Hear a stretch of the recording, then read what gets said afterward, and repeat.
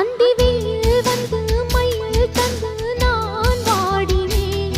அடுத்தும் எல்லாம் தென்றலிடம் நான் கூறினேன். அந்த தென்றல் பெண்ணும் சொன்னாளம்மா உந்தன் சேதியே. அவள் சொன்ன பின்பு மின்னல் போல வந்தேன் தேடியே. என்னை நீ தொட்டவுடன் எங்கவோ பொன்னுதையா. முற்றுகை இட்டவுடன் சிற்றிடை தின்னுதையா.